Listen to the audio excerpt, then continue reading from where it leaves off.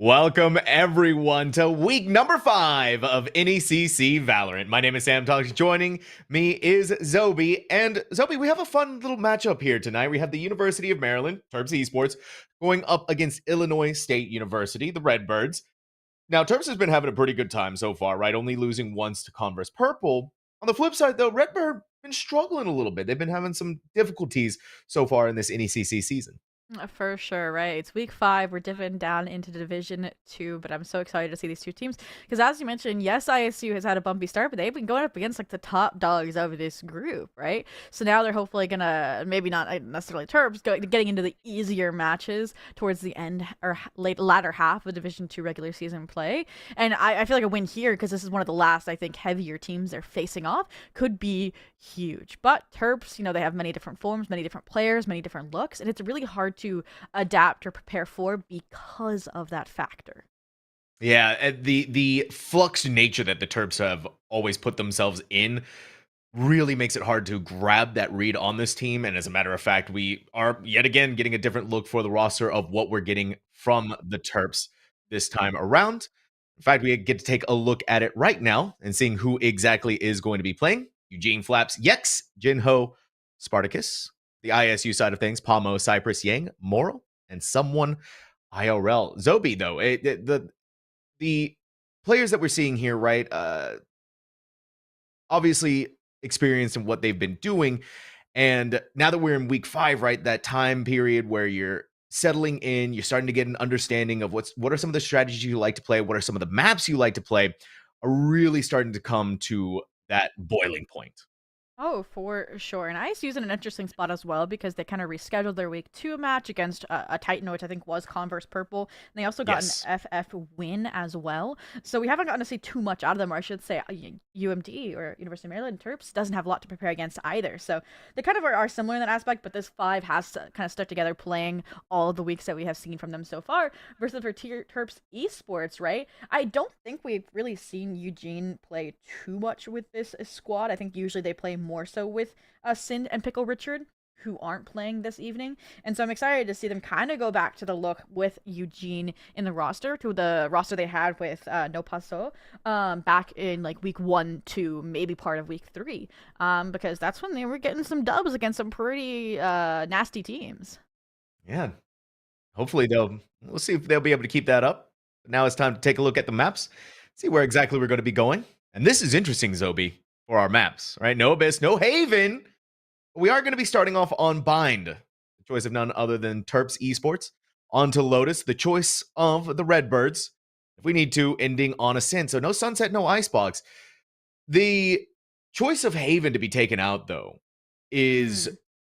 the big, I think, sticking point that if you look at towards the trained eye, you'd be scratching your head a little bit, right? The Redbirds just want to get rid of it. They want to take it out of the wheelhouse. And also the fact that Ascent is our decider map. It's not even the first or the second map. Yeah, I think you have to look into the history of these two teams to see why the bans and the picks are what they are. For the side of ISU, they have not repeated a single map until this point, which is kind of wild to think about. They've played Bind, Ascent, Lotus, Haven, and Sunset at different times. Versus Terps, right? Their go-tos are basically Haven and Ascent, right? So you have to ban out one of those two, and Ascent they float because they figured it's a collegiate map. Everyone's going to want to play it. So in my mind, ISU just targeted some of the stronger maps of Terps versus Terps Abyss, the newest map. They just banned it out because they don't want to address that problem just yet. But I'm glad to see them actually kind of identify what map they want to be playing with the Lotus as their pick, because like I said, that's the first repeat map we're going to see for them, and I hope it pays off. Yeah, hopefully. Bind, also a interesting map coming out from the Terps. This is their choice, and it's one that we don't typically get to seen twice from them, I believe, so far Mm-hmm. in the NECC season. And they've had a couple of different looks on this. And this roster, right, they not only flux around with their players, but they flux around with what we could potentially be seeing from them. But that's also not the interesting part about this map either. It's what we might be seeing from the Redbirds, Zobi, that we were Yeah. digging deep into. And there might be a surprise agent coming out from the agent select that'll possibly has some exclamation points over our heads. Yeah, no, we were like looking at League OS and we're like, why does it have everyone's agent but Pommel? And we're like, all right, looking at the other maps, this is and the standard comps for this map. All right, it's probably gonna be a Viper or a Gecko because that's what they typically play as Gecko, and Viper is kind of a standard for this map that wasn't included with the other four. And we'll keep it in the dark as to which agent they are going to be playing. But if you connect the dots and think maybe a website that hasn't been updated very recently, I think we'll figure it out before we get to the compositions. But aside from that, we get to see those agents right now, Sam. So, I mean, the reveal doesn't come too long after unless they make a change. And nope, there it is. Smack dab in the center. The newest agent, Vice, here for Pommel. And I love that it's with the deadlock because to me, this is almost a requirement for Vice to be successful. They're like the perfect duo combo. Yeah, they're the duo combo, right? So they are also starting on the defense. This gives them a massive advantage towards capitalizing on the gains of these two Sentinels. Meanwhile, on the flip side, Zobi, I got my wish. You did. Yex is on the Yoru. So we're having the double duelists of Yex and Jinho. We get the Yoru and the Raze. This is a combination that can be in the right hands, a combination in the wrong.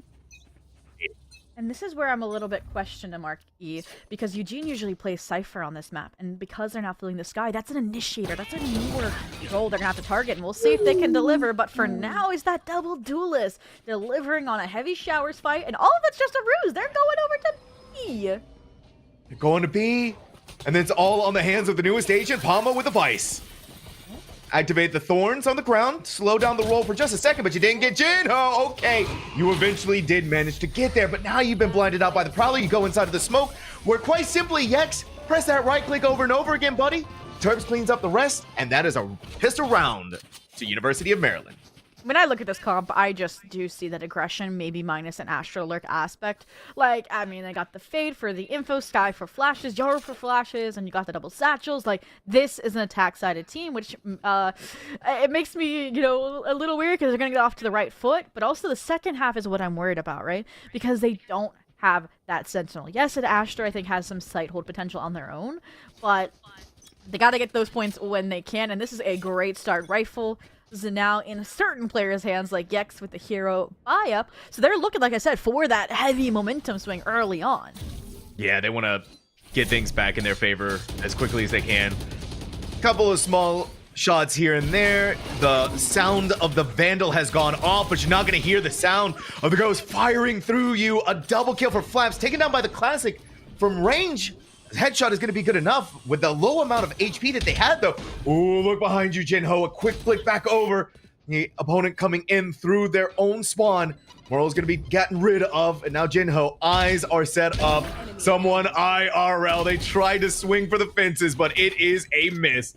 Terps Esports confidently striding through the second round.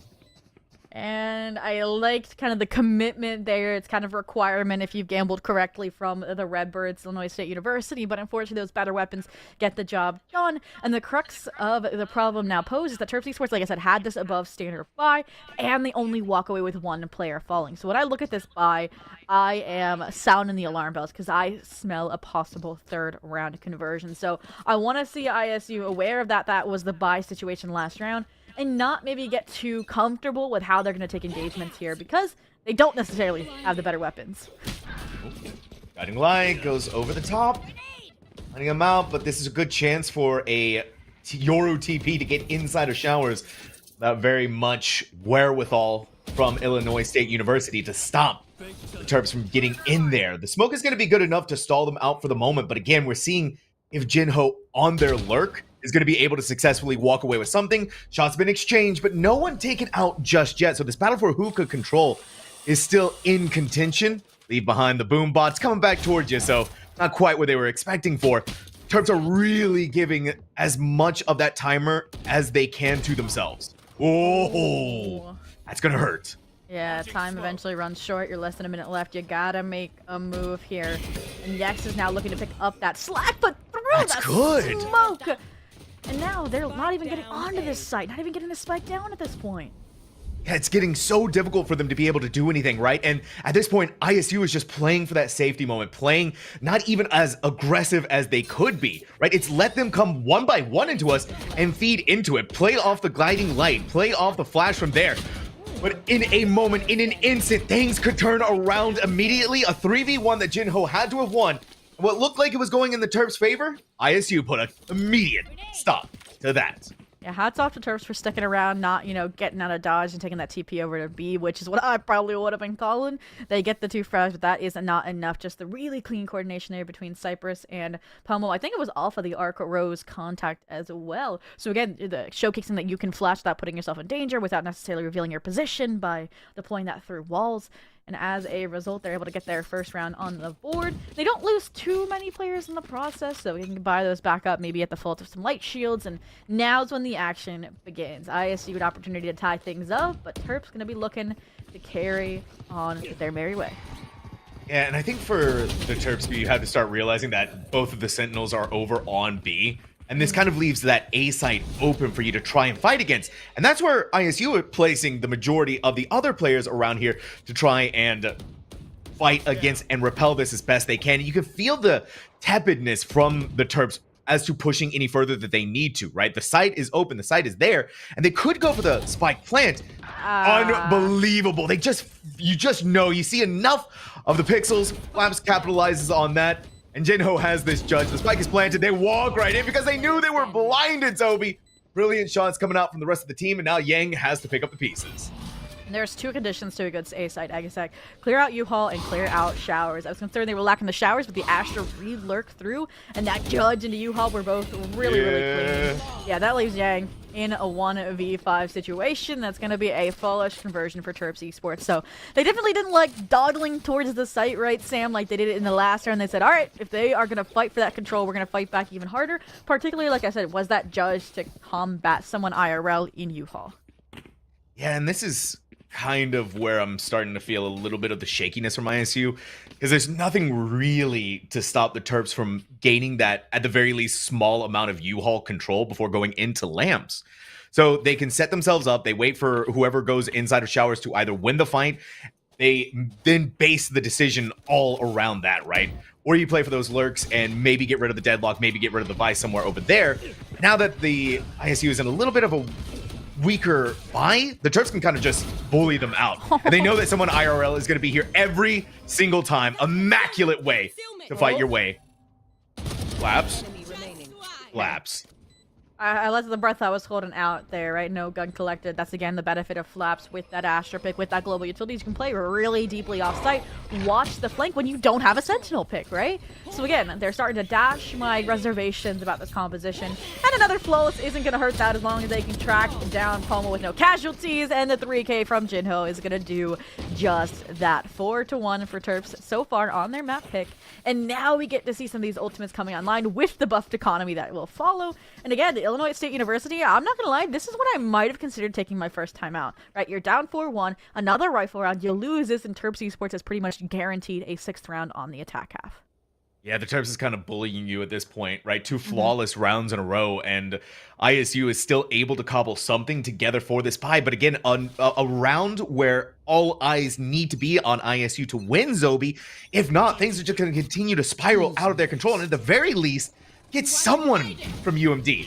X is flying in with a dimensional drift, couple of flashbangs here and there, but not really going any further beyond the Astral Wall than they need to, right? No noise is going to be caught on the other side. But in reality, oh my goodness, it's all a fake out. They use the wall to make ISU think that the A side hit is going to be there, but actually it's all on B, and there's no Sentinels to be had.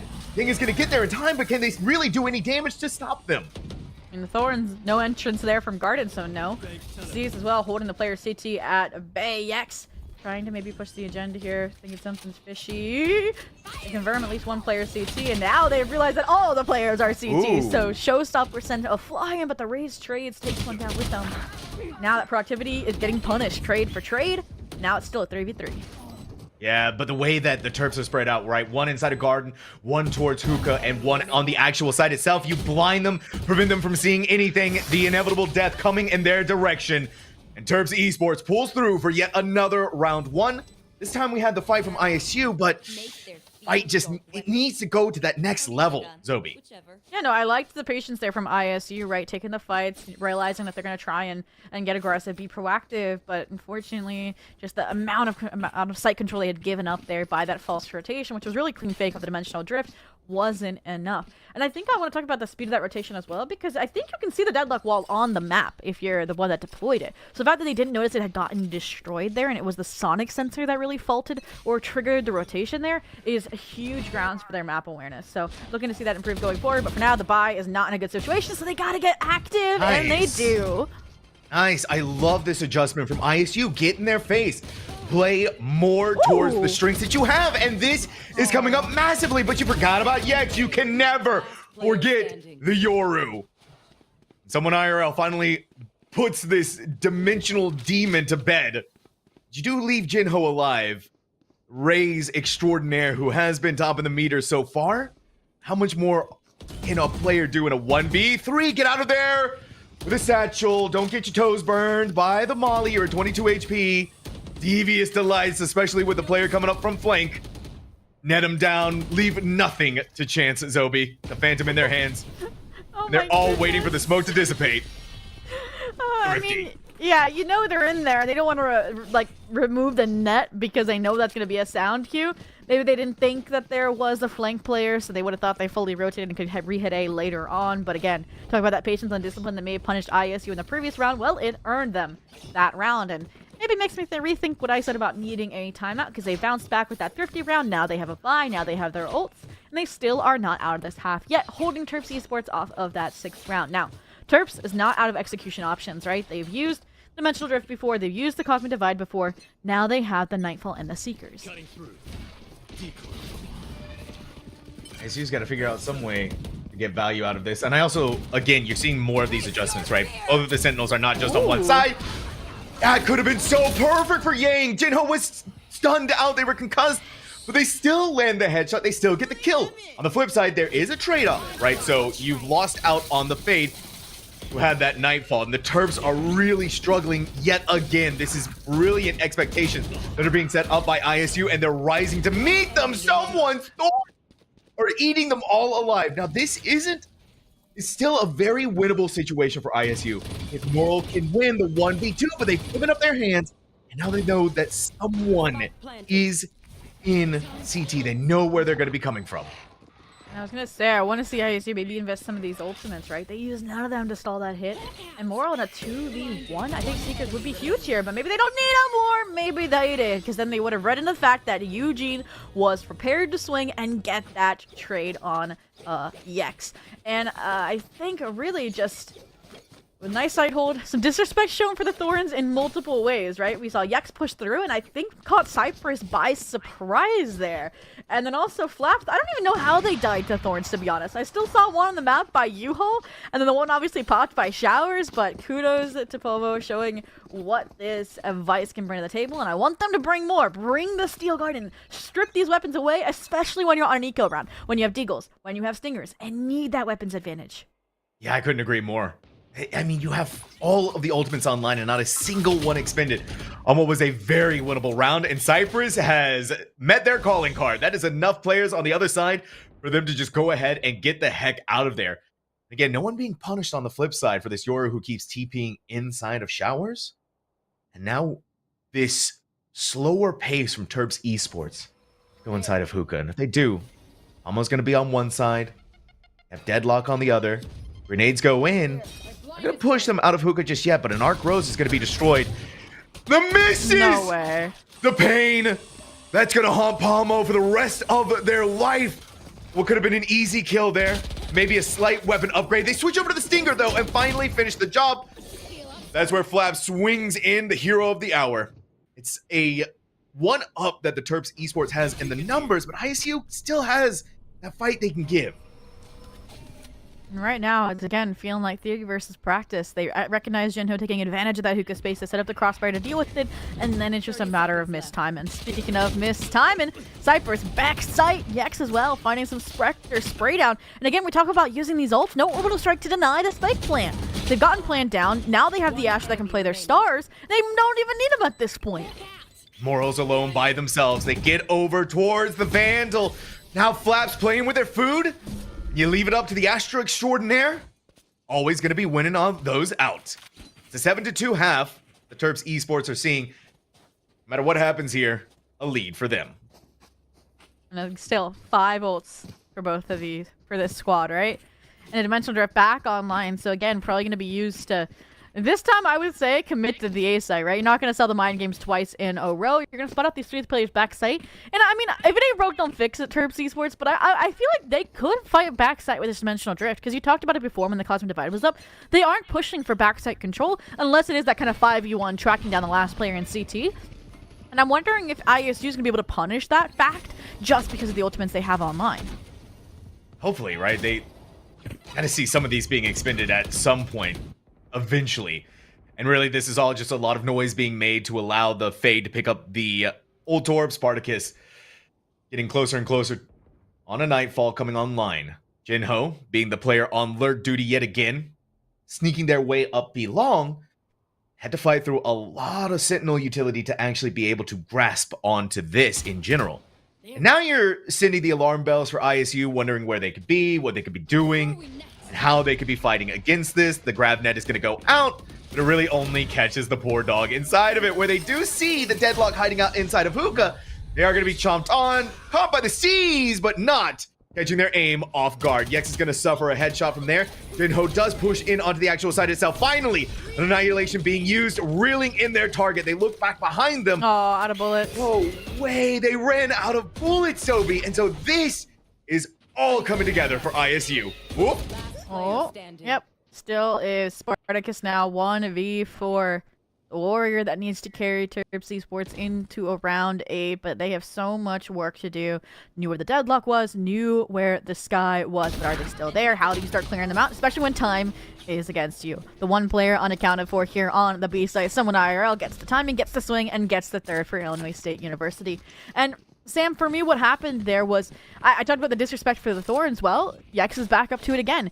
And I saw that early in proactive rotation from ISU, and I'm like, well, it's not going to matter. We're going to see the Dimensional Drift committed. They're going to see 5 players, and they're going to go right back to A. But Yex being that first blood there meant Jinho committed unwittingly into a site full of defenders. So again, I want to see them maybe try and play off of information from the sky, from the Yoru, before committing to those plays, especially because, as we talked about before, there's so much utility spread between these 2 Sentinels. Yeah, I think in 2, right, they got a little over eager. They knew that they were bitten by the dog.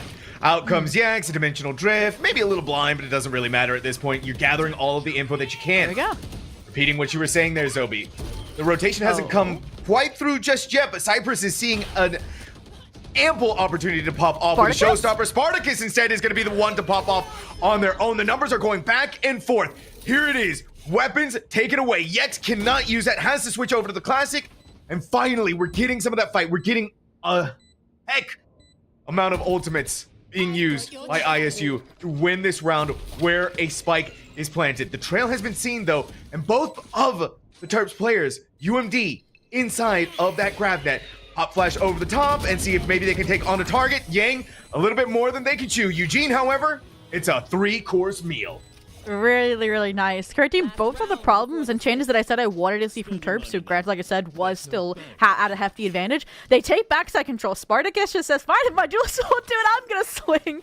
And they come away with 2. And all of that was set up, again, by this Dimensional Drift, by the information gathering. So Spartacus knew exactly where they had to guide that crosshair to. And again, coordination to close out the round. Very clean, very nice. Other than that, I did like the ult investment from Pomo of that Steel Garden. The issue was they didn't follow up on it quick enough, right? Like you mentioned prior, like there was a backside Yoru that could have been hunted down, tracked into U-Haul with a flash, and unfortunately they just waited it out and they got those weapons back. Making out the TP this time around. These mind games that you love from a Yoru. Out goes the flash, so they know that someone's there. Just how many on the other side of that smoke is the real question. For the Terps, giving respect where it's due, knowing that even if it's a thrifty round for ISU, they've won them out before. Here it is, though. Jinho has an opportunity to stop the show here and now. It's slowed down by the Thorns, but the rocket still sails true to its target. Unbelievable plays here.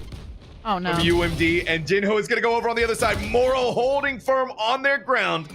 The ground shaken by Flaps. Ooh. Really good orbital strike is going to find them, though, avenging their fallen teammate. And they just reoccupy that U-Haul space, so Eugene is trying to clear it out. They've at least spotted 2. We'll see if they're able to confirm more there. But no, yeah, that's the last 2 now. They know where they are. Just have to play it so carefully. Coming out of lamps, it's dipping back inside of the smoke, but Spartacus, like the undercover agent that they are, sees Yang first. Oh, but it slips away. An opportunity squandered, but at this point, you're just playing for the time. You're playing to make sure that they can't get any further than that. No, they may have missed the first couple of shots. Spartacus cleans it up. Yeah, again, you gamble for the trigger discipline, you gamble for the round to win. And I mean, I feel like the worst outcome would have been them dying and leaving their teammate to a 1v2. So the fact that they're still able to hold that position, still able to re-swing when their eyes are on the teammate is what locks in that 9-3 half here. And we're getting into what I said should be the weaker side for Terps Esports, which is a silver lining for Illinois State University. But what I love about this composition from ISU is if you have a strong entry player, which I think they do have in Cyprus, they just need to get a little bit warmed up, or even someone IRL has been throwing haymakers here, then you are setting up in like penetrable sight defense, right? After the plant goes down, right? You have the thorns, you have the steel walls, you even have those deadlock sonic sensors. So that's what I'm going to be keeping an eye out for. But look at this proactivity, look at this aggression from Terps at multiple parts of the map. Yeah, and this is the first time too we've seen ISU straight up push. Sorry, What a rather flash. ISU. Yeah, this is an insane flash. Back around, Jinho. Ooh. Getting away from that, leave behind the parting present of the boom bot. Spartacus lands the headshot onto Pomo. Continuing that train. Has no brakes on it right now. Terps, UMD eating the competition alive, hunting down the final player. Doesn't matter that if it's defense for them.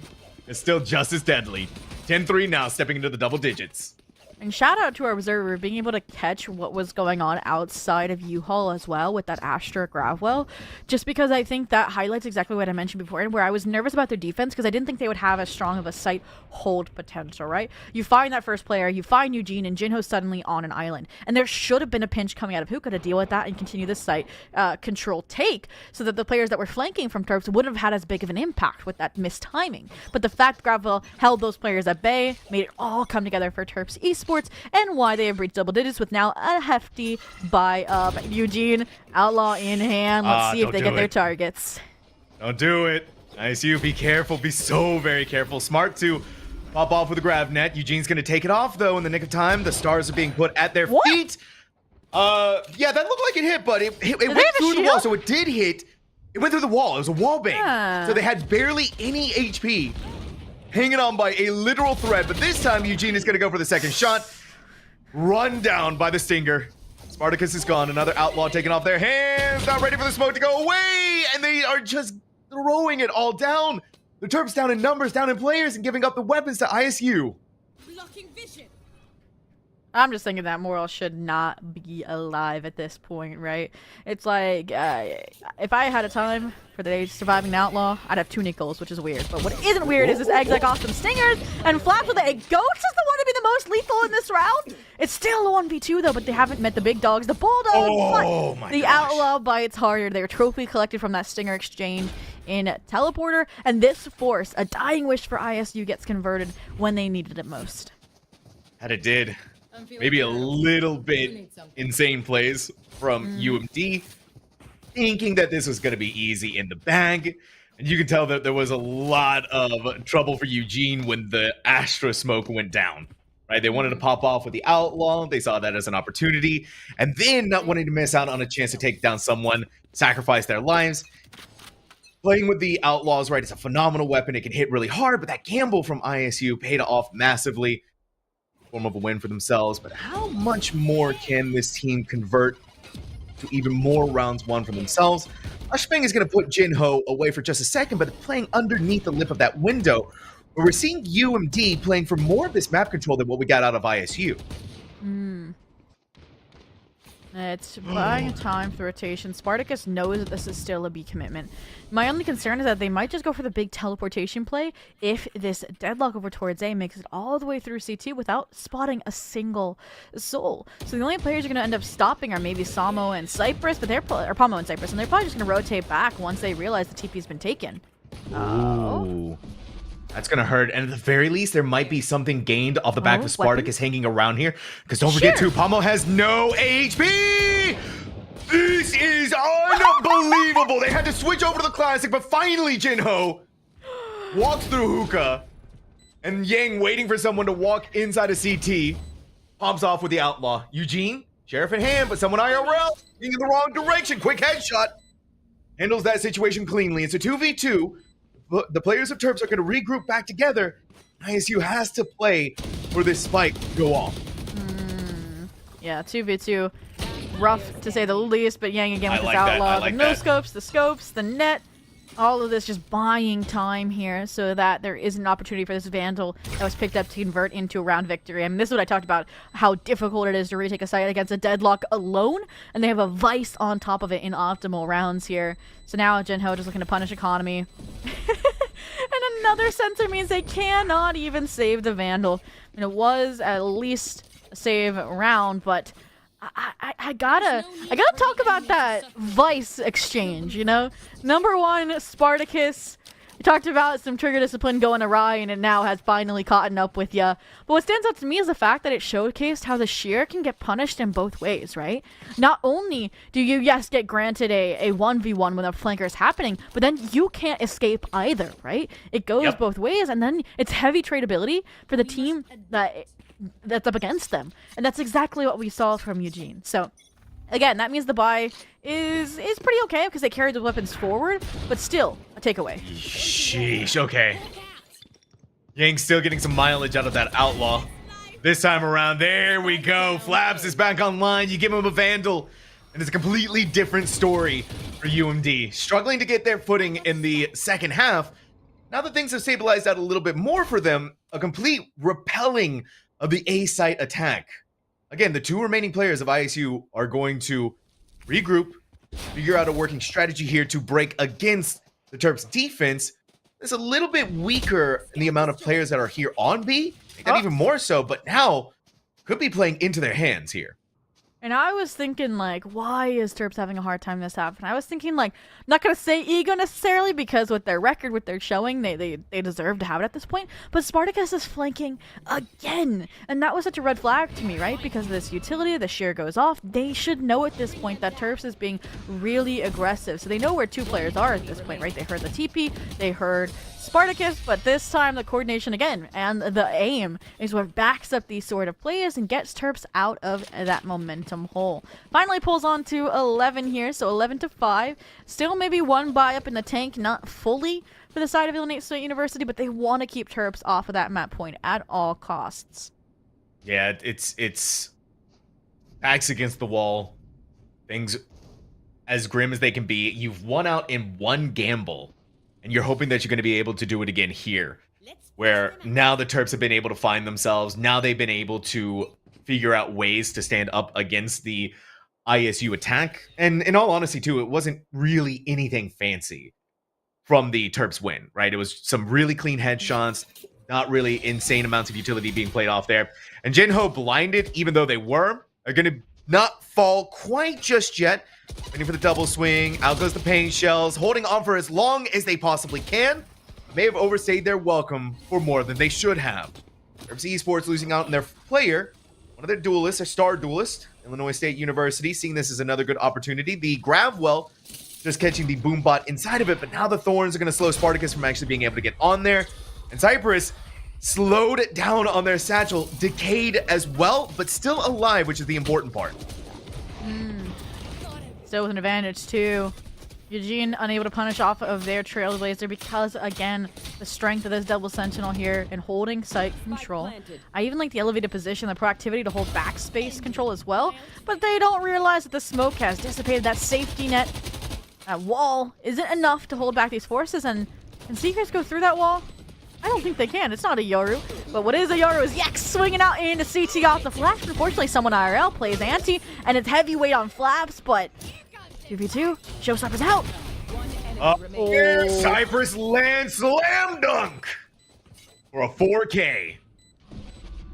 All right, I said Cypress had entry potential, but maybe they have, you know, defense duelist potential here, right? Quickly moving to the top of the leaderboard here for the Redbirds, spreading their wings and hopefully soaring into a comeback now. 5 rounds to tie things up. They still have kept Terps off of a map point, and they have their ults starting to come online, right? Yang and Cypress invested their ults last round, and now they're replaced with debatably even stronger ones here. Steel Garden, Orbital Strike, really good for an exit or a post plant, even the Seekers for information, because again, Terps Esports has been playing a peculiar attack to say the least. When they're on 8 go round, anything could go. Okay, X. I like what you're doing here, right? Trying to grab whatever you can. It's just a sheriff you got to work with, and no flashbangs either. That makes things just that much more difficult. Rather, no TPs for you to be able to get out when things go wrong. Now you've had a little bit of that early initial poke from ISU. Finally, now it's going to be happening in here. Be pushing in, using the Seekers to allow them to get onto the side. Oh, Flaps. I like the idea. I liked the thought process behind everything. And I also like that Spartacus is able to blow up opponents that they need to high ground in heaven that they were occupying. High ground, like I said, was established last round, established now. And still, I talked about the difficulty retaking this side. They got to do it with worse weapons, and a Steel Garden as the last sign of defense. ISU, Yang might have seen Eugene, but they definitely have now. Now, last 2 remaining players are these duelists. Nice job trying to clear out Bench, but they haven't cleared out Moral or Cypress, who knows when to get aggressive. They find the last frag to start trying to charge up this bazooka once again. And I talk about ISU, right? They had a mountain to climb, and they are taking it one step or one ultimate at a time. Bare minimum for what they need to convert. And my only concern here is, again, it was 3 strikes you're out at one point. And Terps Esports, with these ultimates coming online, this is going to be one of like their strongest batters, or strongest rounds, about to come out, hopefully, when this buy aligns. So for them, it might be kind of now or nothing. Throw everything in and see what sticks. Yeah, you got to get to that match point, right? You don't want to keep giving anything more to ISU, letting them get that economy stabilized even more so. Virginia, you got not blinded out this time. You've learned from your mistakes. The past not repeating itself. Now you're going to get the heck out of dodge, give up some of that hookah control. You're not really going to expect Pomo to go too far inside of hookah by themselves and alone. Yex now empowered by actually having that flashbang. Moral stuck, reloading their weapon. Another flashbang is going to come out, and both Yex and Eugene eating them alive. I'm now seeing an opportunity to actually get in there. The opportunity is they're by themselves, right? Now you got to go and grab the spike too on top of that. And now a TP, that's hesitation or a pinch play. Flaps. Okay, never mind. It's not a problem. And if anything, it's a 1v1 granted to Palma to try and close out this 1v4. Nice flash. Again, the arc rose is being used beautifully. And suddenly, this is a heavy rounds of possibility. They have no idea where Spartacus is. They know the tendencies of this player are to flank those, so they're just going to get out of dodge, rotate over to the ace site. They still have the Steel Garden. They still have the Thorns. So, oh my goodness, I have no clue how to call this round. Yeah, they're going to have to be so aware, like you said. And they all, look at this, Zoe. What do? They go into Lamb. No, wait a minute. They're going to CT. They're going Heaven all the way around, maybe to check and see if they're there. If they're not, you go to Heaven and play from that post-plant perspective. Spartacus has to, those alarm bells had to be inside of their head, right? Oh my god. And it is. I can't believe the reads that we're getting from each of these teams. Palma going back around over the swing, but they look away for just 1 second, Zobi. And that 1 second is all Spartacus needs to give UMD match point. And this round is astounding for so many reasons. Spartacus and Pomo inside of each other's heads here, tracking each other's movements, their positions, without even seeing each other. And what even is more astounding to me is how I lie on the internet for fun when I said that was going to be a round for Terps Esports with those ultimate use. Well, they wanted to save them for a grand finale to try and close out this map. Now, fortunately, again, because of the consistency from ISU on this comeback, they were able to kind of bring these weapons into a buy.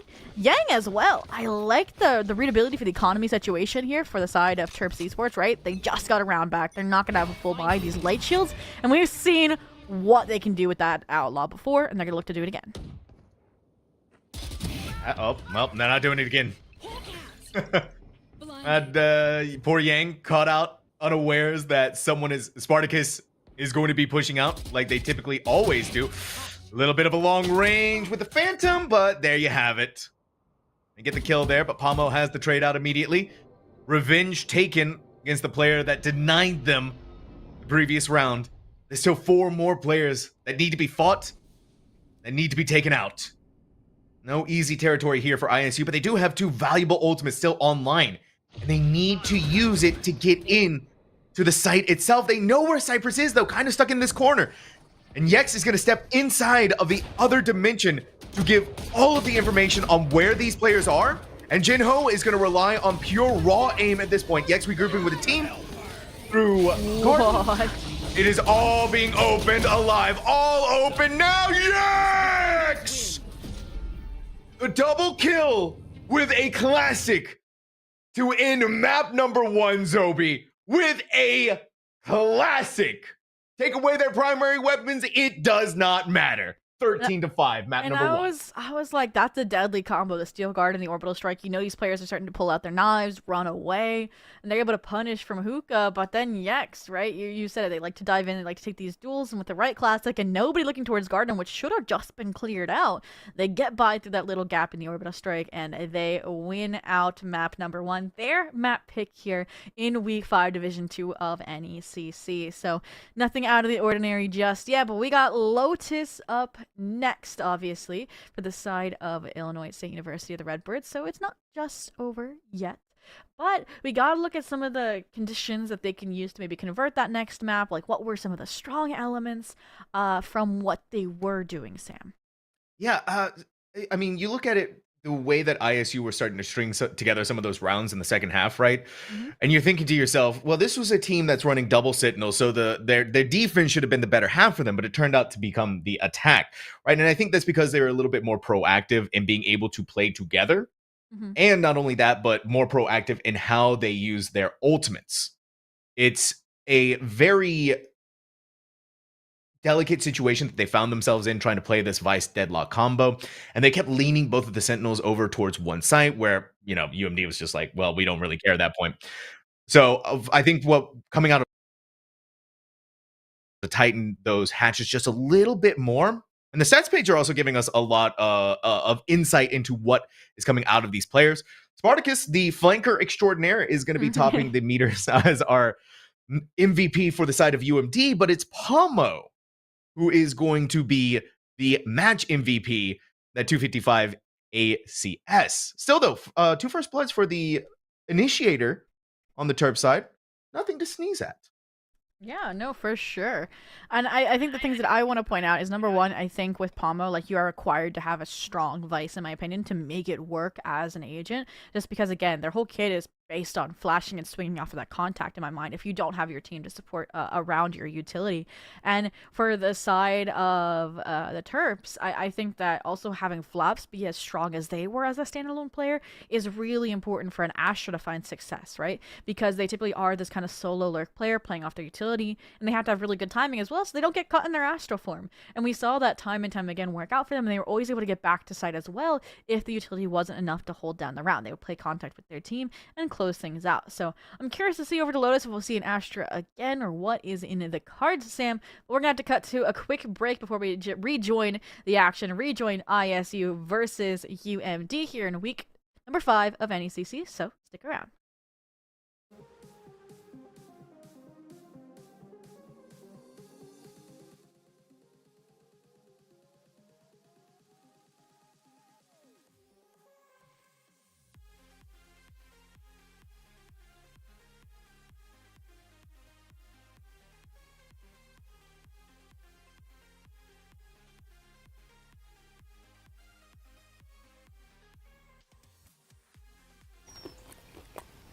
It was worth it.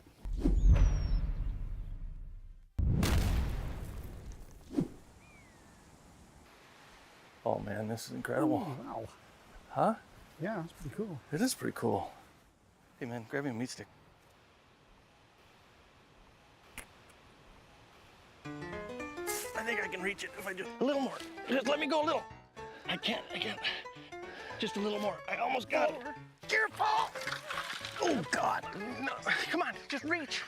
Reach. Just grab my hand. Grab my hand. Give me the meat stick. This other hand's closer.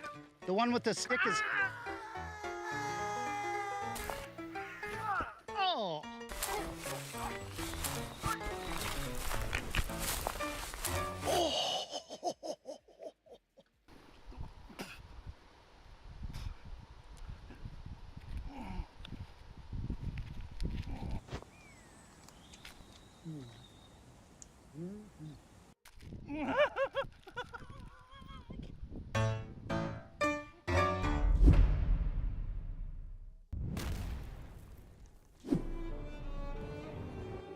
What am I supposed to say? It doesn't matter. He's dead. He ain't listening to you anyway. I'm hungry. No. Put it away. I can't watch it. Oh, crap. Just reach in. You gotta pull it. Just grab it. Just take it out of his hand. What do you mean you can't? He won't let go. What do you mean he won't let go? He's dead. Help me. Get in there. Now just hold on. Make him let go of it.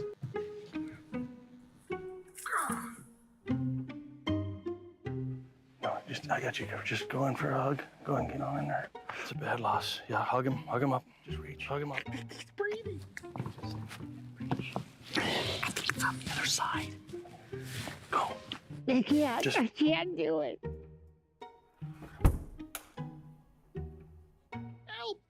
Help me, Lord. Help me get over this loss. I can't breathe. Hey, I can't breathe. I'm so upset. I can't breathe. Stop. You knock on wood so they go to heaven. It's like a lucky. Hey, get the stick. Yeah. Hey, did you get the meat stick? Yeah, I got it. Hey, just hold tight for a second. They're moving the casket. Just hold tight. Yeah, it's no worries. I got it. Oh, what an awesome day for a pump, dude. Yeah, I gotta take it easy. Doc says if I exert myself, I will die. You overexert yourself, you will die. I'll tell you what, you finish the workout, all these could be yours. That looks good. A little bit of honey ham for the ham. Get after it, and that's your, nope, get after it, and that's your treat. Stay, do the exercise, do the work, then you get the reward. That's how this works, man. You gotta give it max effort, maximum effort. That's what I'm talking about, baby. Big hams. Make it work, those hams. Work 'em. Putting in the work. Yeah, baby. Yes. Dude, this is a spicy workout. Gotta make it worth it. Building the beef and bringing home the bacon, baby. I'm loving it. Teriyaki is just about within your reach. Come on, get you some. Come on. Ooh, ooh. Maximum effort. Maximum effort. You're there. You're almost there.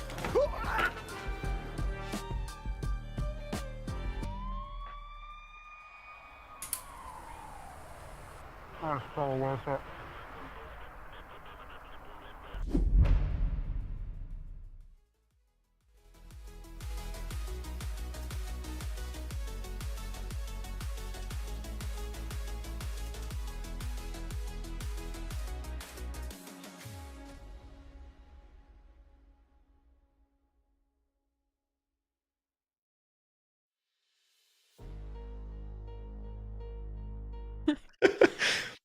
A 13-7 victory here for University of Maryland. Terps Esports on Bind has given them the edge up and the series point. So now we're looking at ISU, Illinois State University, to stop things here and now, to give us that map number 3 of Ascent. Otherwise, well, the Terps are smiling from ear to ear, Zobi. I mean, not only are they smiling from ear to ear, they've been laughing it up in chat as well. The players who aren't playing this evening, like Nopaso, Sind, they're there just like saying, Spartacus, we got your whiff in 4K, Calypton ready to ship. So you got to step it up here, map to make sure to close it out nice and clean. But I mean, Lotus is an interesting map. We thought they had played it. Turns out they were just death matching it up. So we know their aim's going to be clean on this map. But what do the strats and what do the comps look like? We have no idea, but that also means ISU has no idea. Yeah, exactly. Right. The question marks are raised above our head, and there's a lot of different looks that we could possibly be getting from the Terps. I mean, we could be getting a lot of different looks from them regardless of whatever map they're playing. But I think, we were talking before we went to break that there's a potential that the Astra could be seen yet again. Yes. There's also the Rays as well that we could be getting some more typical standard stuff there. Maybe a Neon? Who knows?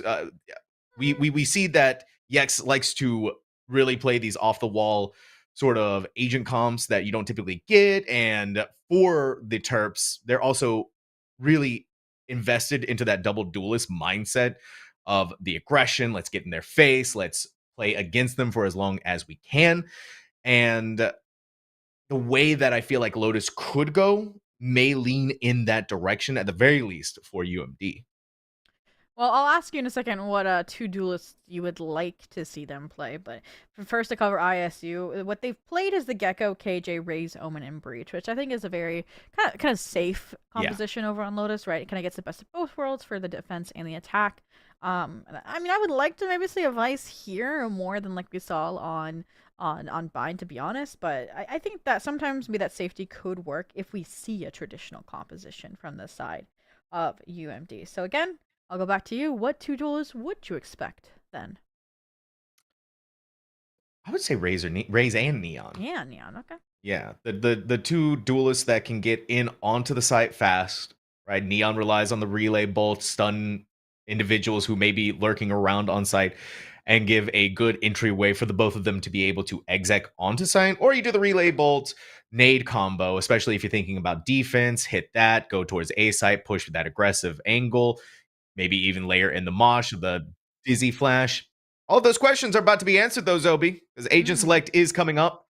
Let's see if anything crazy is going to be happening here. And already some crazy things are going on. Yeah, well, not a double duelist, but the next best thing, right? And while the logos are swapped, that means we might be seeing a chamber. No, oh my gosh, it's worse. What? What's going on? What's going on? What's going on? Our production just wanted us to be surprised. And I'm not saying that this is the confidence from chat transpiring into a chaotic composition that they're never going to run again, but I'm not going to lie to you. I think 100% this is Collegiate Valor, and that's exactly what this is. They're so confident they even think a meme comp will not lead them to a loss. But we're hitting shots like that to open up the map, and Terps Esports might have to think otherwise. Wanted to start things off with a bang. And no better way to do that than to show off with a chamber. Landed the head dink immediately right off the bat. And we're seeing Jinho, the harbor pick. No, it's wait, Zobi, wait. The other corner, please. But you blinded out your own Rays. They couldn't see Jinho hiding out in the corner of the person who'd been jump peeking over and over. But it's still in favor of ISU. Wounded though they may be, and Flab's looking in the wrong direction, was not ready. Should have double swing that rather than wanting to take the slow approach over on the other side. That's a good spot. UMD? Well, this ain't looking good, Zobi. Yeah, they're carrying, like I said, what was going to be that we can't lose mentality into the pistol, right? One player after another kind of taking these solo engagements, these solo fights, and it was punished. Now, that's not to say Terps can't bail themselves out of this corner, right? Look at how low HP those players were. It would have been one and done, but Jinho cannot hit any. The 3K from Moral and Pomo to complete the full house here is really, really good to get ISU their pistol on the board to kick off Lotus their map pick, but Sam, I think we just need to take a second, take a breather to contemplate this Terps Esports composition, because we don't even get the chance to do that, all right? A Harbor, a Yoru, an ISO, a Breach, and a Vice. Now, beyond me saying that I thought this was a troll comp, I'm trying to see the benefits of it. I think the benefits of this, they have a really strong site execute and a site retake, right? You have the Death Contract, you have the Rolling Thunder, you have even the Reckoning. And I feel like in most compositions, you only get one or two of these kind of elements. I mean, even a Steel Garden would be pretty good. But this is what they're trying to do now, is conform this unstandard composition into the cookie cold cutter, right? How do you aggress a main with this? Cascade the stun, crash it, and that's still not going to work the same way. Oh, Flaps, though. You keep popping off like that, may have given the foothold that UMD needs to win this round. ISU is going to make that as difficult as they possibly can. Spartacus up to their old tricks here, Zobi. And no one is going to be able to detect them either.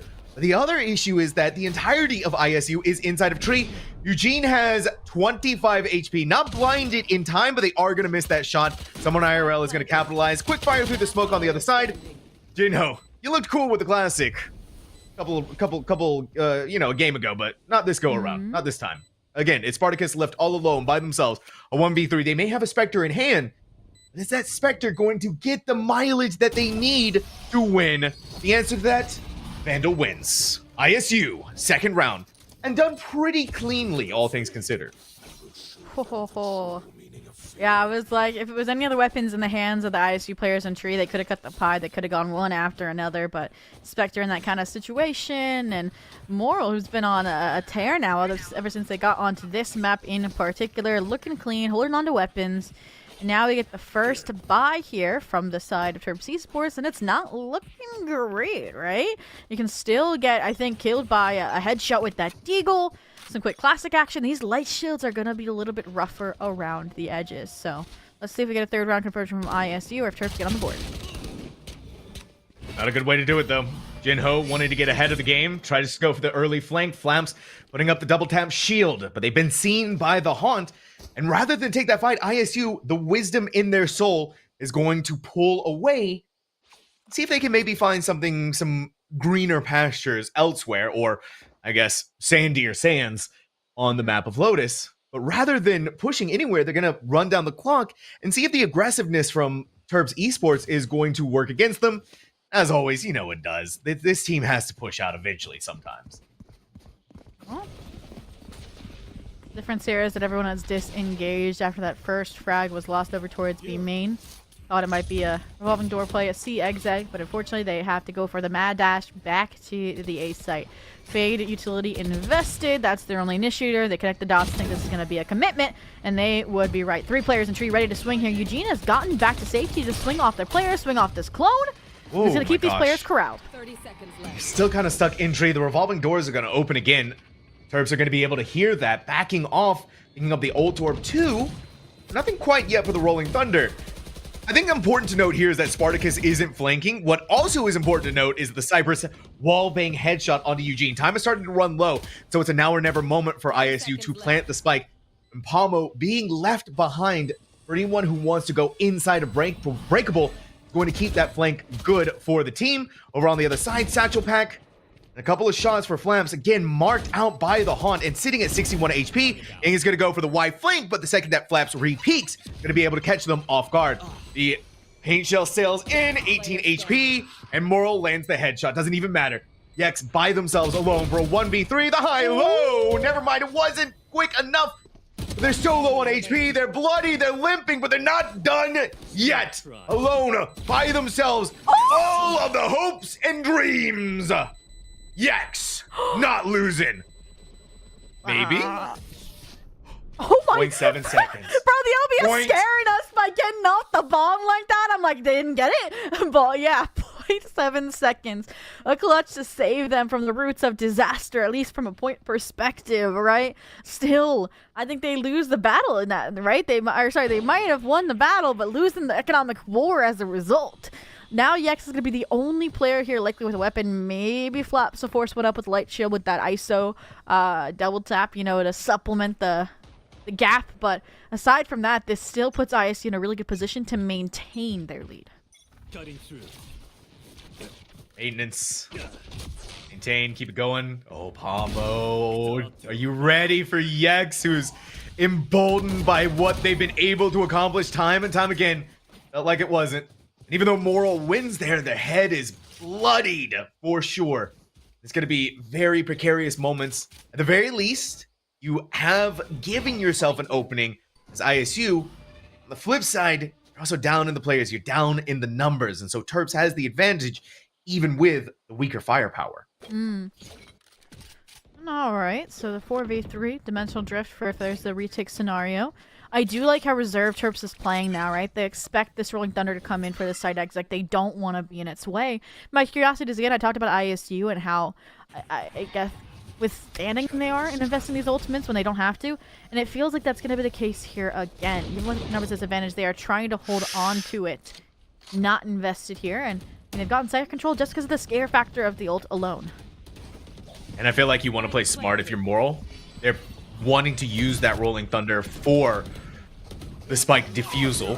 Instead it's actually going to be used proactively, and it catches all of Terps inside of it. And someone IRL is eating them alive. Yex, the dimensional drift, but they couldn't land the shots. And it's still the 2 players alive left for ISU. Yex looking all over the place. The Yoru Extraordinaire did it twice so far in this series, but couldn't clutch it out for a 3rd time. Yeah, Yang. Really nice reposition there. Just trying not to take the fight so they can bait them right into Moral's loving hands, who is 6-1 at the moment, right? They've had the frags, they've had the impact again with that Rolling Thunder, buying enough time so that Yex felt pressured, right? In that situation to find both of them as fast as possible to get onto that spike, but does not go their way. ISU, like I mentioned beforehand, having the better weapons is enough. 3-2-1 here. They hold on to that lead, and this is what I love again, is they cycle ultimates so beautifully that they still have the Nightfall and the Showstopper to re-exec into a site this round. Oh, Good they God. need it. And Moral is fully aware this go around that Terps loves to send someone out on this C long, the C main. And it's not going to happen. Moral is going to make sure that they don't gain any more ground, any more space than what they can already take away. We're already starting to see some of the downsides of the Harbor. That's a brilliant Prowler, by the way. It catches both of the duelists who are hanging out here and even forces the Yoru Gatecrash to get out of the site, where Palmo has kept their eyes on the stairway the entire time. No one sneaked by just yet, and ISU sees this as the weaker site, where on the flip side, Yex and Eugene are both here. Well, Death Contract does capture that entry duels to Sheriff? Cyprus, but with only a Steagle? I mean, why not? Only silver lining here is with the Death Contract, you can't collect that weapon from your trophy. Eugene, though, looking to win their own race here off of the Discipline. Unfortunately, not going to find the same effect with that Deagle, but Flaps is, and finally they're going to get their weapon. All right, so we have the controller and we have Flaps, the duelist. They have their shield still ready to go. The time is running low against them, and nothing being left to chance by ISU. And you can tell, Zobi, that this team is feeling so much more comfortable on Lotus, right? Where we saw that reserved usage of ultimates happening on Bind, not this go around, not this time. They have the read so perfectly on UMD. Showing why this was their map pick and why the experience and the season composition is putting in the work. And I didn't get to mention this in Agent Select as well, but Pommel and the Cypher makes sense when we just saw them on a Vice too, right? It's these pseudo-sentinels, these aggressive sentinels that thrive off of taking contact and duels. Can't wait to see it on the defense, but for now, it's been a nice lurk factor here. Still get that trademark as well. I don't even know what I want to see from Terps Esports yet. Maybe just because of this composition as well.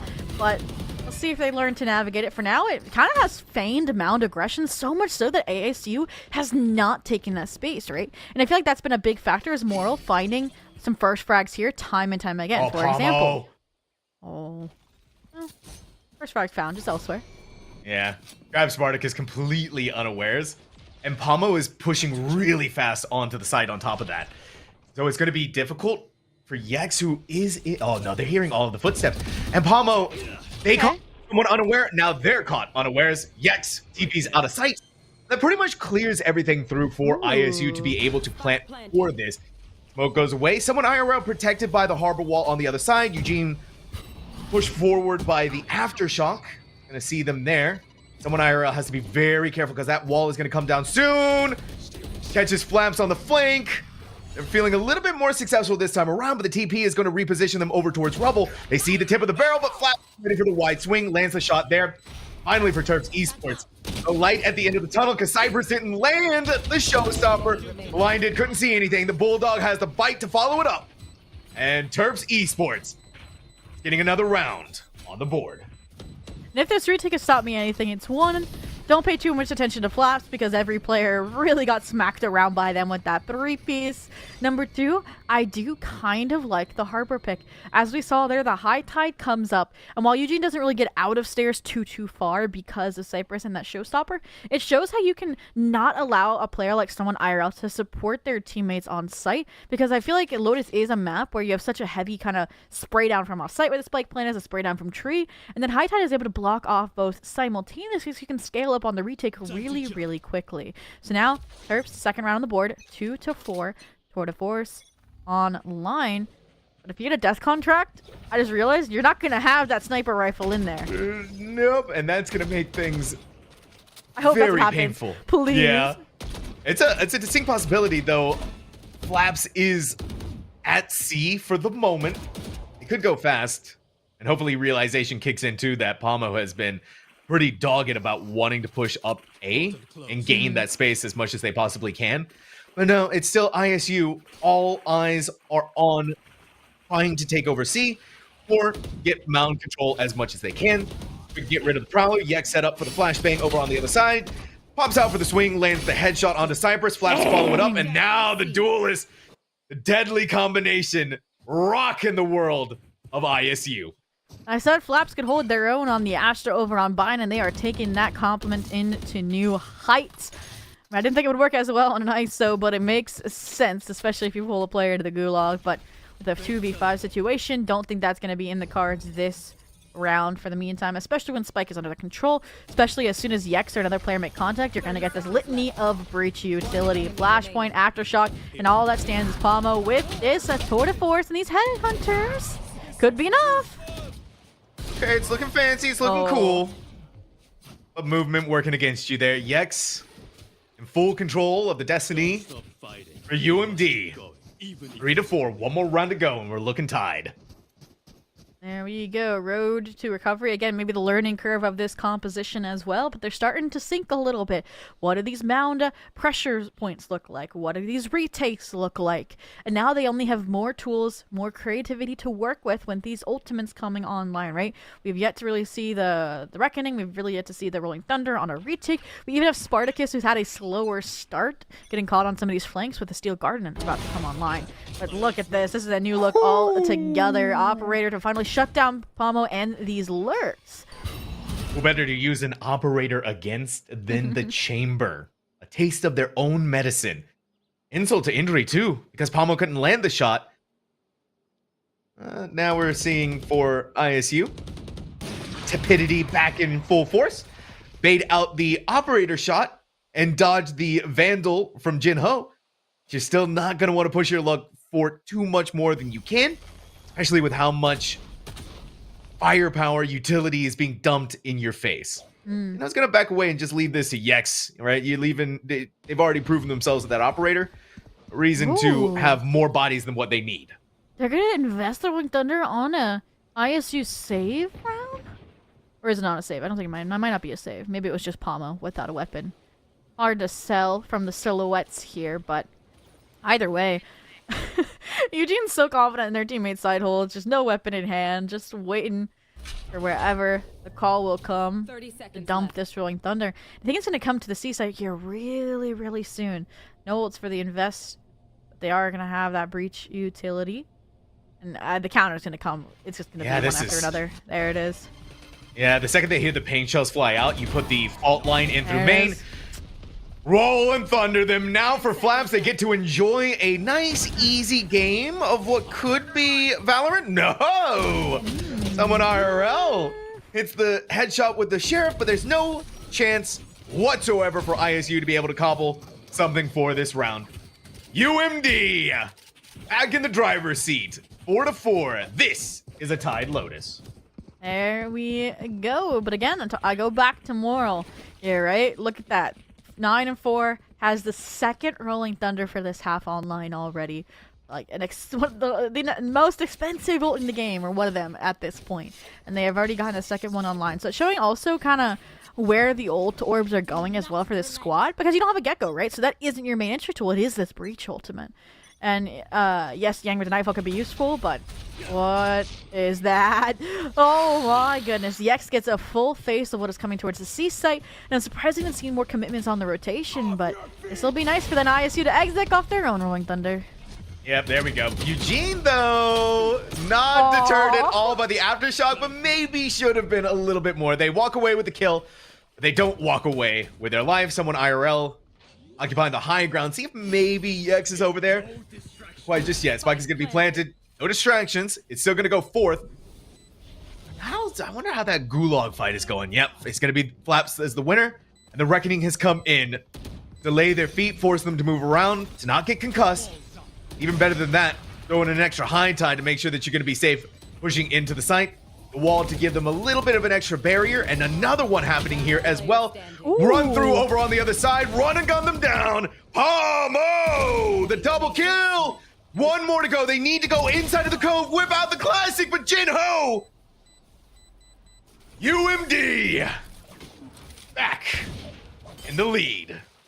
And I mean, my favorite thing about, I think, the Reckoning in particular is, in a way, is almost a better Fate ultimate, right? Like yes, maybe you're deafened in the Decay, and that's traded for that concussive ability of the Reckoning, but it's more the god lights in the sky telling you where those players are. You saw Yex tracing the wallbang spot with their operator, recognizing someone was down in water, recognizing someone was tucked away in the corner, and that's what inspired or guided that extra investment of the Harbor utility during that retake. So again, really, really clean usage of this newer composition reimagined on Lotus. We'll get to see if it continues here with Steel Guard and Dimensional Drift Online. Operator back in their arsenal as well, and they're all making their way to this A site. They're realizing that ISU really isn't the team to rotate once they've committed. Yeah, which is strange for a map like Lotus, right? Yeah. Yep, and you're gonna immediately pop off with the Steel Garden. Cypress locked down, kind of in a rough position for them to be in, or wanting to make sure that their duelists are gonna be defended. Walks away with a double kill, but it's answered in kind by a double of ISU's own. Yex ready to go with the operator, and that is a unbelievable shot from them. You're gonna see someone IRL step into the shadows, plant the spike on C. Pomo's still left on this island of awkwardness because the dimensional drift is coming around them. See it? No, yes, it just saw it. Just saw it. Oh, they crash away, but they gotta know that they're over here on the other side. Getting ready for this. They may be blinded out, but they don't know where Yex is. So Pomo playing with the fate of their hands and to be aggressive. Not where you want to be if you're Pomo. I'm just saving at this point. No way they can get back to the site while they stick it, or it is planted for Mound. But again, the Cove, the Harbor pick, it's all coming together here. Spike already diffused before they can even send their first bullets towards the site. Pick up some trophies down with them, but ultimately the trade comes through. No weapon to be salvaged, and now the safety net for Terps Esports of a 6th round on their side. And again, it's that mentality of, like I mentioned, where they don't want to rotate on these execs. And the silver lining there was that someone IRL on the Omen from the shadows, that's literally a defining characteristic for them. So they finally took the dip. They at least get the plant money. But again, Pomo, it was a huge gamble. And the Dimensional Drift just put the odds against them. So now 6-4, no buy here, saving up for that last round. Let's see if the Tour de Force again will get its opportunity to shine. Yep. Looks like it's going to be that much more difficult. Spartacus is so smart about learning their lesson to not push on A. Fortunately, so is Yex, knowing how to apply the pressure with that operator, keep Mound safe, prevent anyone else from walking onto it. And once they get their pick, they don't overstay the welcome. Seek safety in the numbers on C. Seek safety with your breach. Prevent ISU from being able to go any further than they have. This is also what the adaptations that we have from Terps as well. Zobi, they're not pushing out from anywhere. They're not giving up their lives, and they're not going for these crazy pushes where it could cost them a body.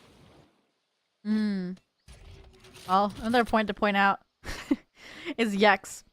Well, another point. He's always on point with their positions, their reads into these rounds, right? They have been getting that first blood off these off shots time and time again. This round was no exception. I think we've yet to see the operator and the Tour de Force stare each other down. In this round, what a positioning. Look at Moral, but that's just going to be the false sense of security. They lure someone IRL to their death, but it's a worthy sacrifice, hopefully. Operator, the site control, the rotates are called immediately. Yang. And with Yang spotted out, I think that all they're going to get is the plant. Yeah, now look at this too, because Spartacus is over on the other side. No way that Yang was going to get out of there intact and with their life. And now you have Moral on operator duty. That's so smart. You have the jumping, pull the aim, pull the crosshair away. And then the swing comes through in another direction. Pomo now has to mantle the burden with the Tour de Force. They're making it look clean. They're making it look cool. But again, you're by yourself. And 1v2 surrounded on all sides. Eugene could go through. They're slowed down by this. They miss it, but wait.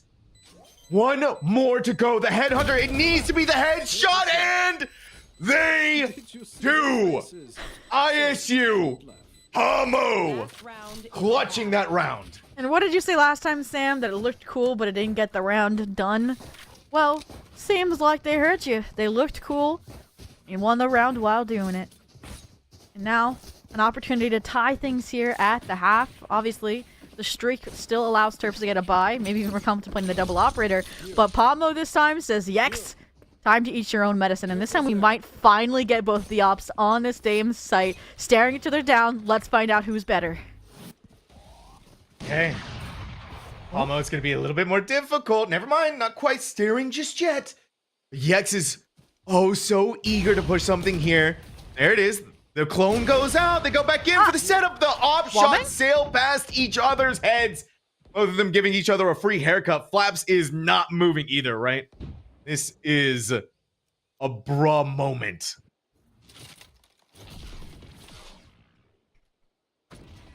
All right. Well, for a moment, still a 5v5 though. Eugene? Shows. I like this. They're getting all the information on the rotation back to A. Even if they take their discipline, even if they die here, they know. No way! Like, even though they die there, right? They know that all these 5 players are now coming to A. So the 3 players can stick around here. And Flaps, Yex has been conditioning them for this position the entire time for that exact reason, but they hear the shield generation, they get the trade, and it's still not a good position for Terps with Yex as low as they were from that original confrontation. I like this too, though, right? They've had a lot of struggle when it comes to this A site push, and they're gonna go through breakable into B.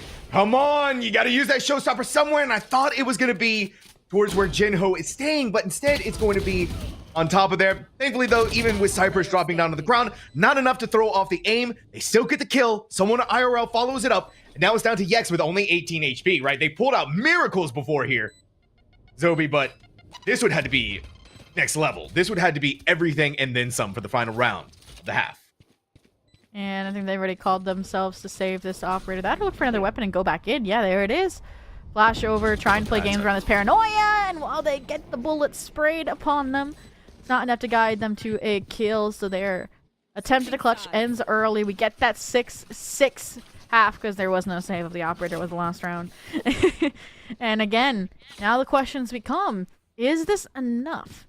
Lotus is a very attack-sided map here. And what do you think of this composition from Terps on the attack? I'm saying it's scary. I don't know about you.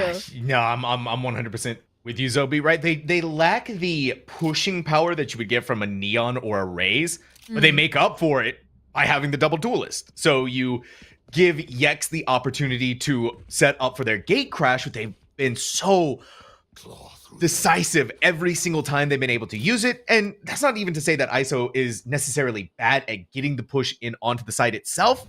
But then you look over at really what ISU has to stop the push. There's no Deadlock, there's no KJ, there's no Cypher.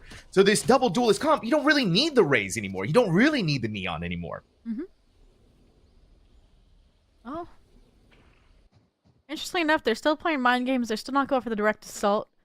And all this does is prevent the players from finding themselves at the end of shorty kill over towards C, but interestingly enough, the players did fall off the A site and are now scrambling back here for ISU. Here towards CT, maybe recognizing what we said is that this site, or this comp, is going to be pretty good at taking site control. Oh, nice timing here. Oh, that is... But look at the shear. Like, they're going to know as soon as someone swings through. Yep, exactly. They are denied the ability to even be able to walk through.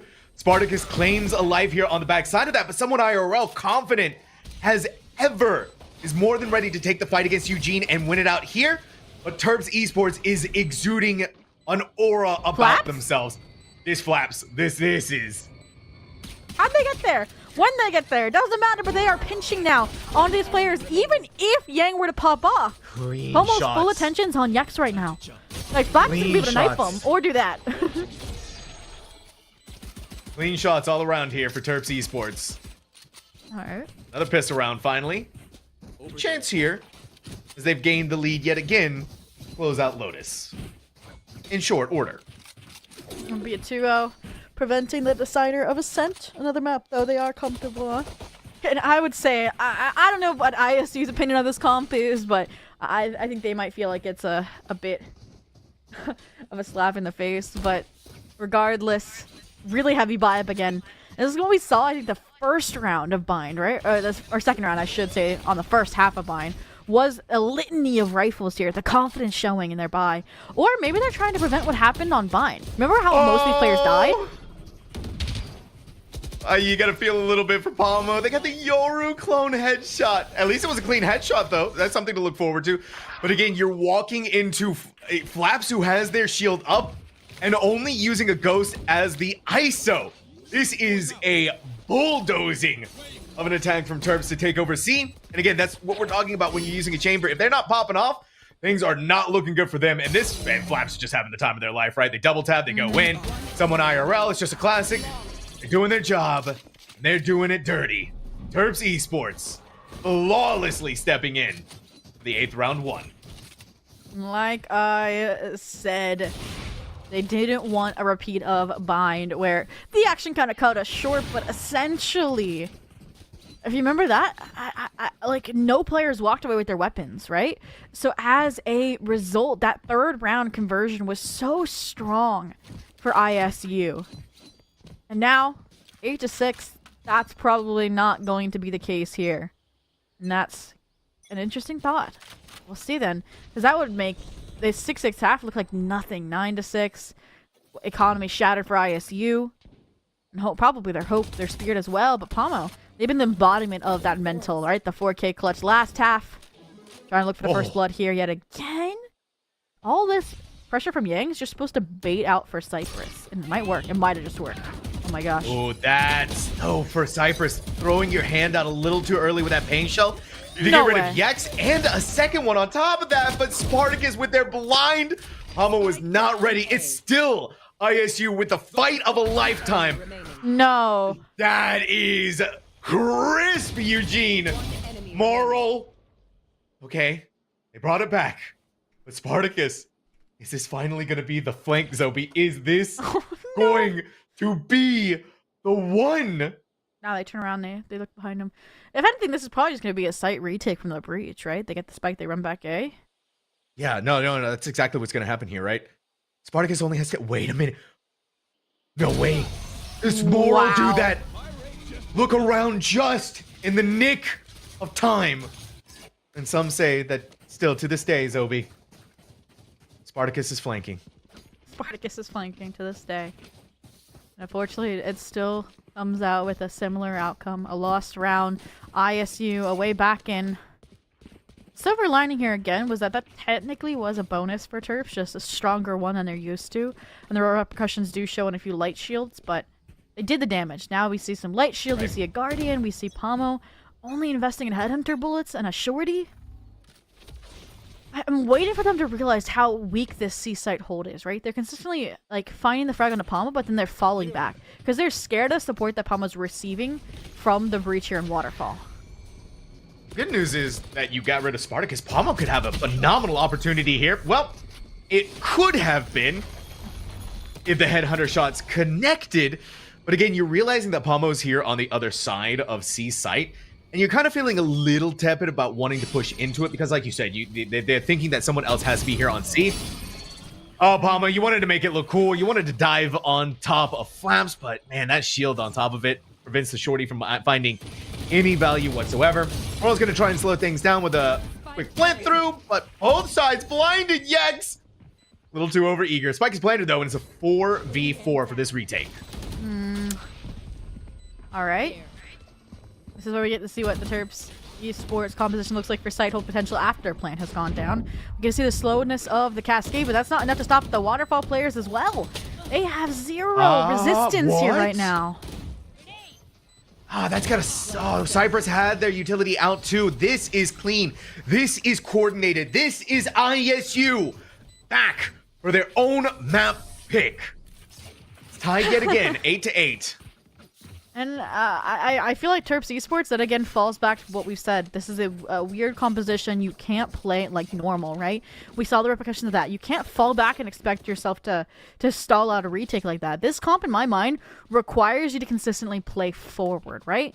Like, yes, you have a Vice, but I think the Vice, like I said, requires a deadlock to tap into that full site control potential. Versus when you have an ISO, you have a Yoru, you have the breach to set up those players getting aggressive.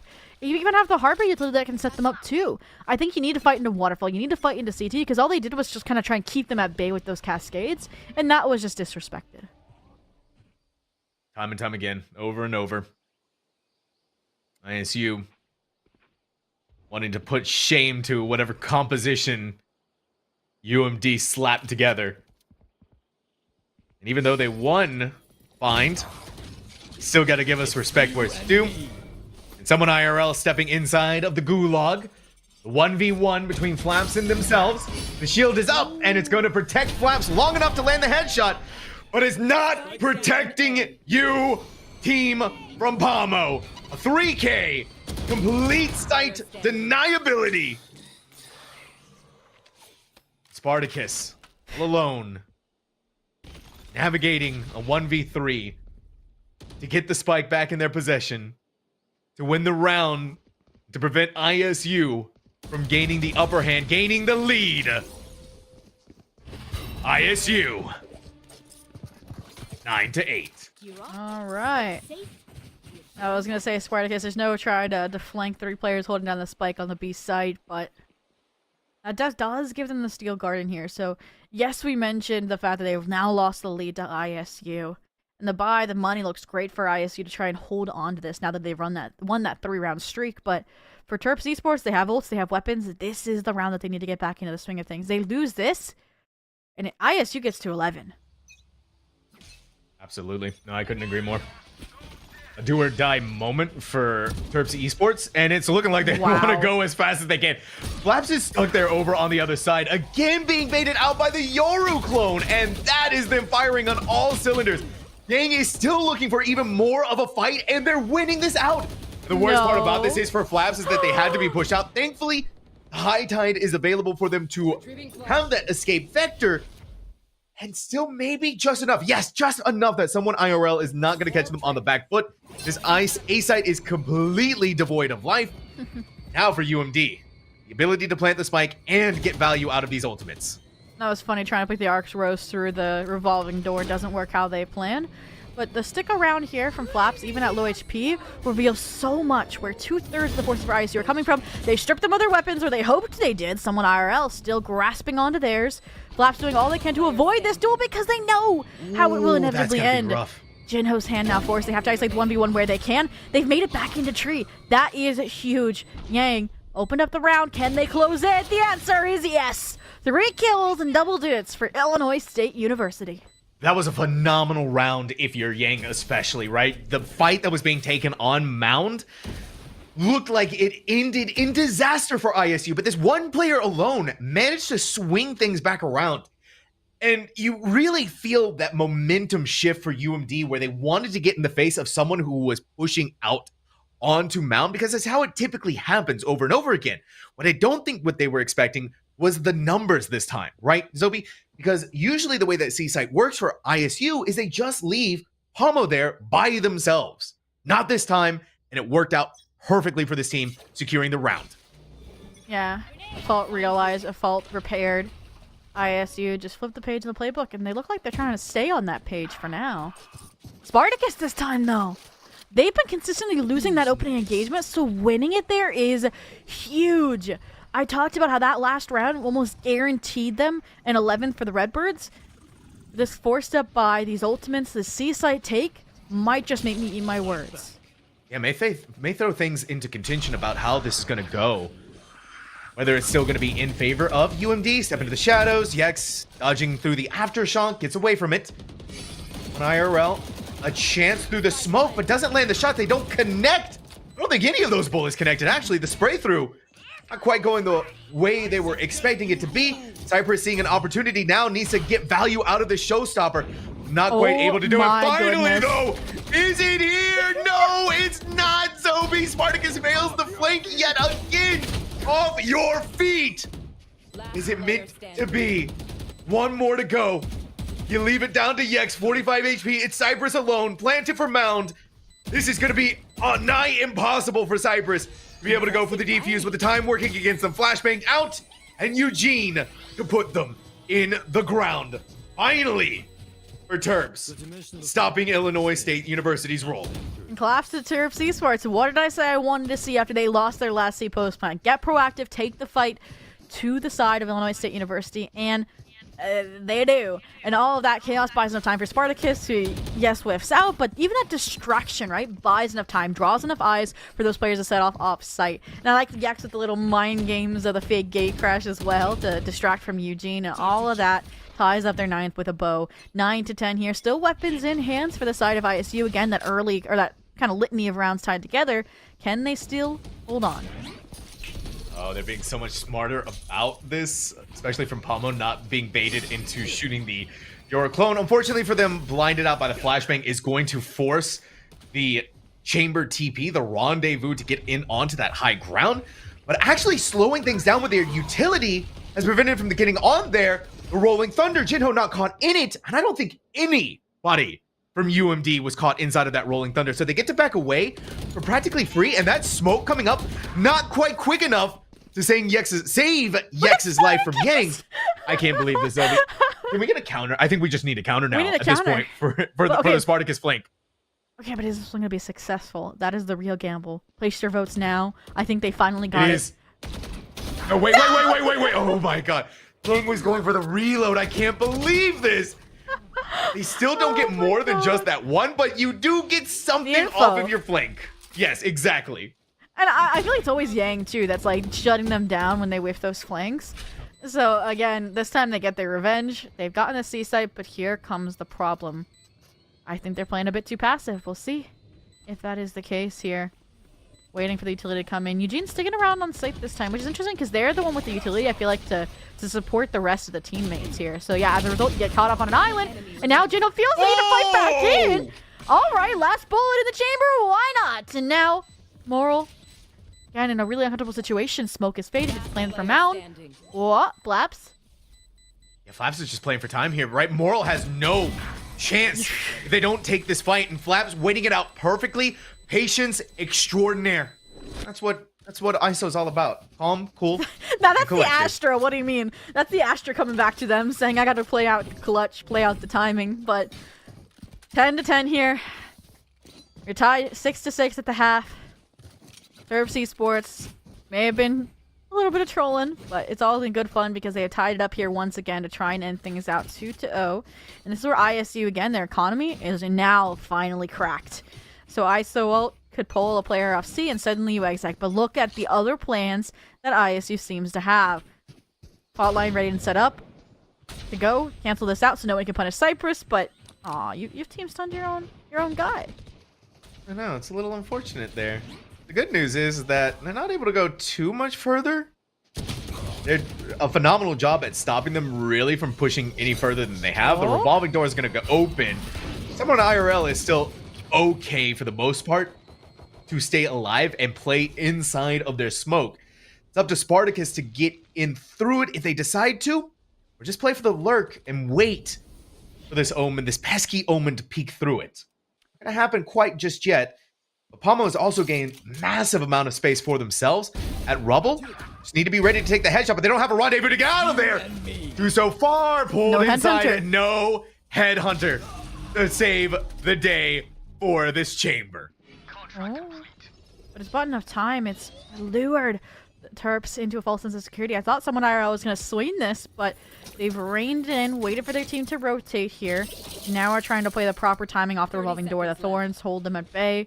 Prowler, recognizing all the players are likely coming from tree at this point as well. That's going to be a plant, and it's going to be a difficult retake for ISU, or... Okay. Yeah, that's a lot of damage onto Yex. And it may be just enough to determine the fate of this round. Clean headshot, though. You give this player an inch, and they are going to take a bloody mile. And so is the rest of Terps Esports. Yang, you got nothing but a sheriff. You make it look flashy with one, but no more than that. UMD back in the lead.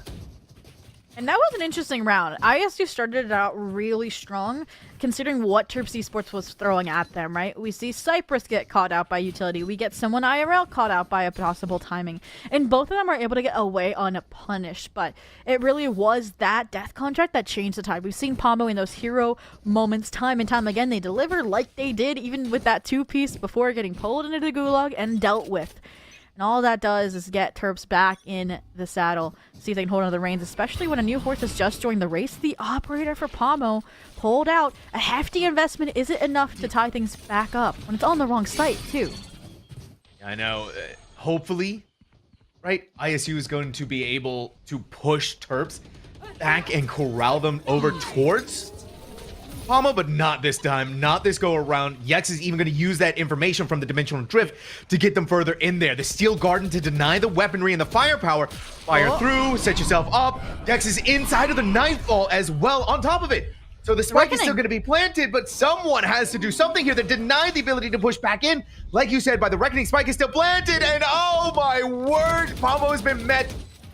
Tit for tat. The operator taken down, but now ISU has the numbers against Terps. The dark cover this time, the Omen alive here, settling Moral has a spike to half. They're satcheling forward. No one can get Moral off, and they're stuck it. A Thief in the Night. They steal away at 11 to tie us back up. And again, I talked about that hot fix for the side of Terps Esports was maintaining that forward line of scrimmage, and Yex tried with all of their might to do that, right? Off the Dimensional Drift, off the Steel Garden, off the Flash, off even the Reckoning, and none of that was enough. The 1-for-1 trade, I mean, the one player who couldn't even retake with them with the operator was found. So they really weren't weakened too much and went about like business. Forced them to play for Mound, and with numbers finally in their favor on a retake, it was history. Oh my goodness, a lot of history being made right now. Obi. Spartacus getting blasted with an insane amount of utility. Poor Palmo, all alone by themselves. Gate crash coming in. All right. But they took it back to C. They think that's a flaw in the system. They think they can hold on to this site, and it's a different look, a different play from ISU, pinching in to Mound, but I don't like it because it gives 1v1s. It gives Flaps an opportunity to be on par for the ace, and just like that, it will be delivered on a silver platter along with Terps map and series point. Okay, Flaps, you wanted to show off, buddy. You wanted to put your mark on this map as ISO. That is the best way to go about doing it. 32 kills for this ISO, stepping from the Astra into the boots of a duelist, and they are popping off. Now the only hope for ISU on this map is a cobbled together buy. Only 2 rifles online and an overtime. Talked about it too, how pivotal this F contract has been. Spartacus, all right, you don't need the flank. Take the fights head on and you're gonna win them out. When there's not a buy situation, when they don't fight into Palmo, this is what happens. Shield diminished, death contract out, they do not care. And of course, Palmo doesn't have a weapon. Palmo's just going out for it. They want to get cool with the shorty, but again, that's all they had. It's the shield to deny them anything out of it from the other side. They know that Moral is here. They swing through with a flashbang, but it is not going to be able to do anything. UMD, at the final stretch, at the final moment of Lotus, pulls ahead 13-11, 2-0 in this series, Obi. And for those at home, you can't even begin to imagine the facial expressions that Sam and I were going through for that entirety of the series. Just know those pictures will be circulating later, because we had some highs and lows from the moment Agent Select went the way it did to some of the pivotal turning points for ISU and for Terps to get us to this very, very close victory for Terps Esports in this 2-0 to avoid Ascent Decider. But let's take a look at the stats to see how this was made possible, because Palma, man, oh man, did you try. But when Flaps is 34-17, I don't think they lost the death contract. I'm not gonna lie to you. I don't think they did either. No, and they didn't. Also almost dropping a 30 bomb. Like Jinho and Eugene were just like, all right, guys, we're gonna do our jobs. Y'all go have fun. Yeah, I mean, these are the duelists that you want in your ranked lobbies, right? They were able to push in onto site. They were able to take control of that space that they needed to. But more importantly, they fragged out when the important times that they needed to have come online, they were able to do that over and over again. And that also goes back to what I was saying, right? When you look at Pomo as that Sentinel, you aren't impacted if you're Terps Esports by not having a Raze, not having a Neon, someone who can take space fast and overwhelm the KJ or the Cypher or the Deadlock. So this go around, you're relying on Pomo to get those first bloods quick, and which they were able to do, right? For some of the rounds. They have 3 first bloods. But it's just not enough to slow the roll of this unconventional style composition of University of Maryland. And I mean, we just want to make sure everyone realizes that this was not the plan coming into Lotus for this team. We said it was a new map for them. They hadn't debuted it. Their coach didn't even see this composition coming, but the vibes over in camp were still good. You know, the rest of the team members that aren't playing this evening, some other, you know, support staff for the esports program over at University of Maryland were watch partying, and I hope you guys had a fun time because I know we did. Just insane. And the silver lining with them running a composition like that, Sam, and still being able to win, is that now no one knows what their actual Lotus is going to look like when we get to potentially playoffs later on. Because, right, we're almost done with the regular season, and the record's looking pretty good. Yeah, it's looking. I mean, if you're the Terps, right, you're gonna take this win. You're gonna be smiling about it. A clean 2-0. Yeah, okay, a little messy there towards the end, but it's still a 2-0 at the end of the evening. A massive congratulations to both of these teams, however, though, Zobi, and I'm interested to see how ISU is going to improve and keep themselves going throughout the rest of the NECC season. But as always, this is going to be the end for us this evening. But make sure you hit that follow button because we still have some more exciting NECC action across a variety of different titles, including tomorrow, League of Legends, Wednesday, Rainbow Six, Thursday, Rocket League, and Friday, Overwatch 2. So a lot of action that you do not want to miss. It's been an exciting evening, a lot of Valorant action. Of course, you can always look forward to next week for some more. But until then, everyone, goodbye.